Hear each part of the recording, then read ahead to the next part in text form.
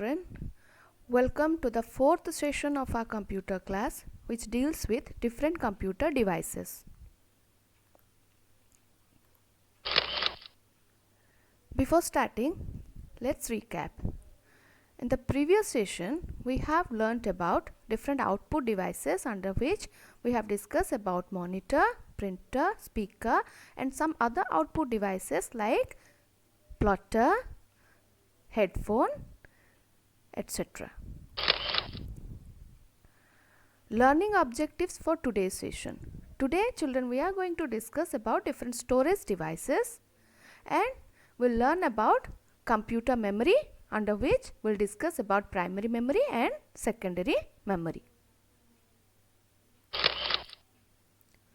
So, what do you mean by storage devices? The devices that help to store data and information are called storage devices. We know that one of the important characteristic or feature of computer is that it can store huge amount of information. So, the devices we need to store this information or store data are called storage devices. For example, CD, DVD, hard disks, these are some of the examples of storage devices. You can see here CD, pen drive, hard disk, floppy disk, these are the examples of storage devices. Now, what do you mean by memory? Children, as we have memory, we can remember lot of things and when needed, we can use it. The information stored in a memory. Like that, computer has also memory. And the storage capacity of a computer is called memory. How much data or information it can store, that defines the memory. And computer memory is of two types, primary memory and secondary memory. As you can see, computer memory can be of two types, primary memory and secondary memory. So, let us discuss about primary memory and secondary memory in detail. What do you mean by primary memory? It is also known as main memory. It is known as main memory of the computer. It is very fast and directly accessed by the CPU. Whatever we type, whatever input we give to computer, instruction we give to computer, it goes to the primary memory and from there it can be accessed directly by CPU for processing. Compared to secondary memory, primary memory has smaller storage capacity. Again, primary memory is of two types, or it consists of RAM and ROM. RAM and ROM are the two types of primary memory. What is RAM? RAM stands for random access memory. RAM stands for random access memory and it is used to store data or instructions that are being processed. Means before processing, whatever the user inputs, whatever the user gives to the computer, the instruction it gives to the computer, that is stored in RAM. It can be accessed very fast. And the most important thing is, all the information stored in RAM is lost when the power is turned off or you shut down the computer. You are not going to get the data again. That's why it is called temporary memory or volatile memory. As we lost the data when the power is turned off. Now, ROM stands for read-only memory. As the name sounds, read-only. We cannot write anything on it. We can only read the information. So, it contains information that is permanently stored and we can only read the data. And the data remains as it is even if power is off. So, if you shut down the computer or the power is off, data remains as it is. That's why it is called permanent or non-volatile memory. Permanent or non-volatile memory. Now, children, can you differentiate between RAM and ROM? Let us see how can you write the difference. Remember, children, when you are getting differentiate the following, then you have to prepare a T chart like this. Both sides you have to write the points and the point should be relative one is, you can see I have written here RAM and ROM, and under each 4 points are given. So let us discuss how can you write the difference. First, it stands for random access memory. When you are writing the full form in the first point, here also you should write the full form in the first point. So these 2 points are relative. So it stands for random access memory. This side it stands for read only memory. RAM, it is read and write memory. We can read and write both. But ROM, only we can read from ROM. We cannot write anything. So data can only be read from ROM but cannot be written into it. Then the third point, data is lost when power is switched off. But this side, data is not lost when power is switched off. Then the fourth point, it is called temporary memory, and this side it is called permanent memory. So can you see the difference how it is written? Always try to write like this. Now secondary memory. Children, we need sometimes we need to store a huge amount of information which cannot be stored in the primary memory. That's why we need secondary memory. And secondary memory has mass storage capacity.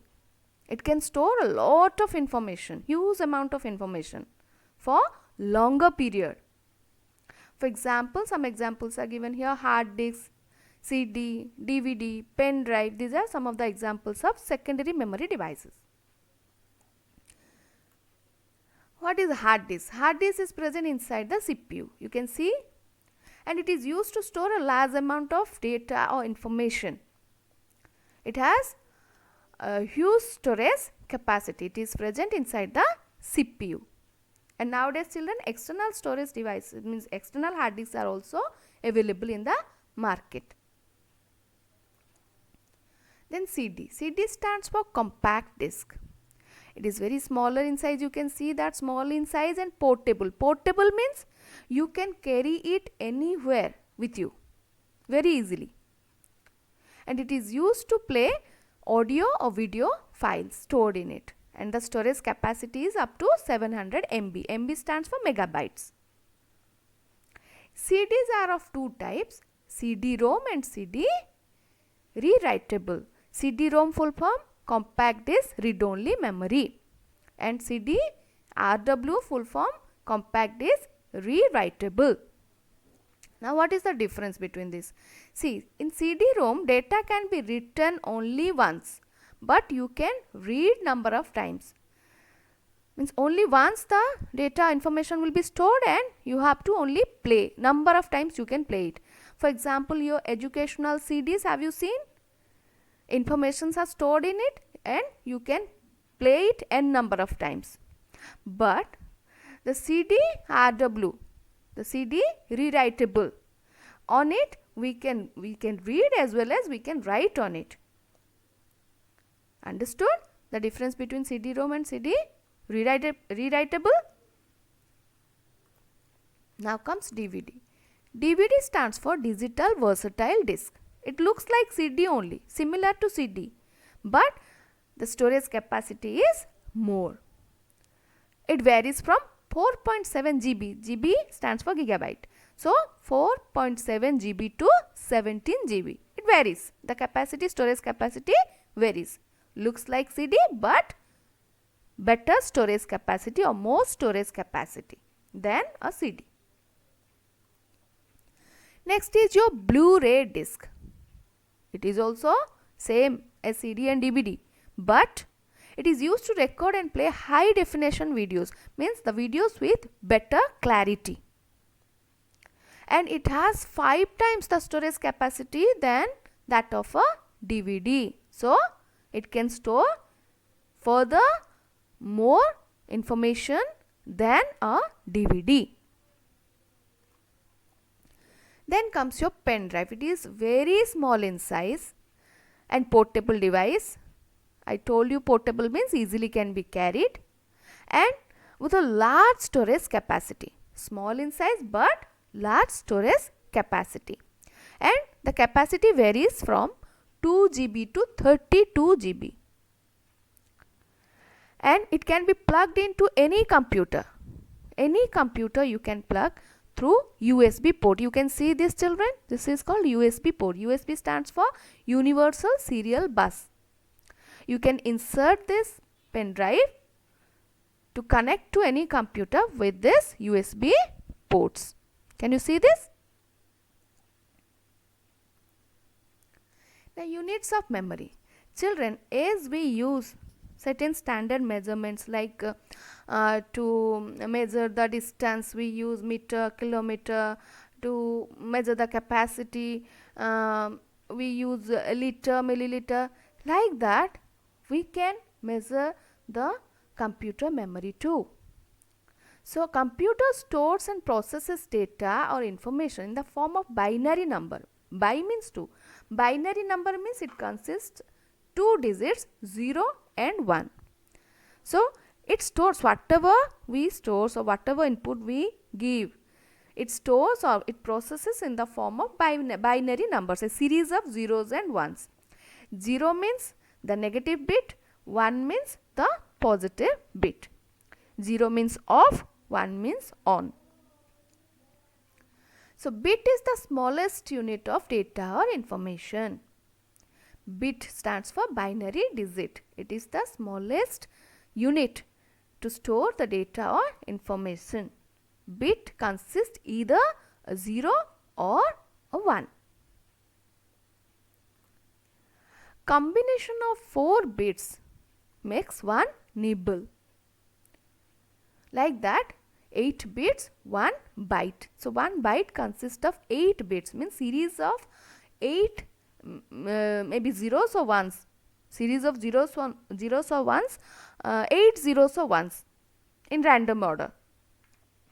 Then 1 kilobyte is equal to 1024 bytes. 1 megabyte is equal to 1024 kilobytes. 1 gigabyte is equal to 1024 megabytes. 1 terabyte is equal to 1024 gigabyte. 1 petabyte is equal to 1024 terabyte. This you have to remember. Assignment time. So, just go through the video and write the full forms, and full forms, just practice the full forms, write it 3 times each full form. DVD, CD, RAM, ROM and bit. Thank you children for watching the video.